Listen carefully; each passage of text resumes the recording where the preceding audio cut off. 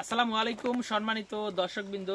আজকে এই মুহূর্তে যেই ঘাসটি নিয়ে আপনাদের সামনে দাঁড়িয়ে রয়েছি এটি হলো সেই আমেরিকান গুয়াতিমালা ঘাস। দর্শক, এটি যেমন আপনার গরু, ছাগল, ভেড়া, মহিষ, গাড়ল যে কোনো গবাদি পশুর জন্য এই ঘাসগুলো আপনারা চাষ করতে পারবেন।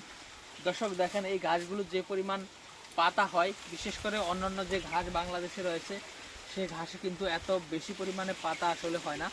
দর্শক, এই গাছটি শুধু পাতাই নয়, এই গাছটি যে ডাঁটাগুলি রয়েছে এই ডাঁটাগুলি খুবই নরম, আর এই ডাঁটাগুলি খুব কম হয় অন্যান্য ঘাসের তুলনায়।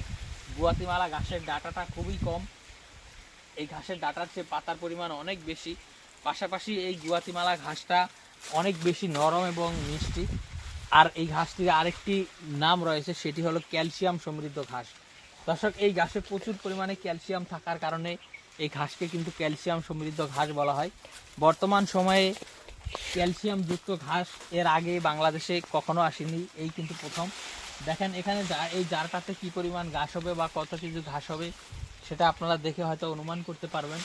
দর্শক শ্রোতা, আপনারা যারা খামারি রয়েছেন তারা আসলে ভালোভাবে অনুমান করতে পারবেন। দেখেন এই জারটিতেও মোটামুটি ভালো ঘাস রয়েছে। এই ঘাসগুলো মূলত নতুন ডিজিটাল বাংলাদেশের সাথে সাথে এই ঘাসগুলো উন্নত রাষ্ট্র থেকে, বিশেষ করে ঘাসটা যেহেতু আমেরিকা থেকে এসেছে, আমেরিকার গুয়াতিমালা রাজ্য থেকে এসেছে, সেখানের কৃষকরা বা সেখানের খামারিরা এই সব ঘাস দিয়ে কিন্তু ডেইরি খামার পরিচালনা করেন বা আপনার ফ্যাটেনিং খামার করে থাকেন। এর কারণ হলো এই ঘাসে প্রচুর পরিমাণে আপনার ভিটামিন, প্রোটিন, মিনারেল, ক্যালসিয়াম সব উপাদান কিন্তু এই ঘাসে প্রচুর পরিমাণে রয়েছে। মূলত সে কারণেই এই ঘাসগুলো খাওয়ালে দানাদার খাদ্যের কম যেমন লাগে, পাশাপাশি এই ঘাস খাওয়ালে দুধের পরিমাণটাও বৃদ্ধি পায়।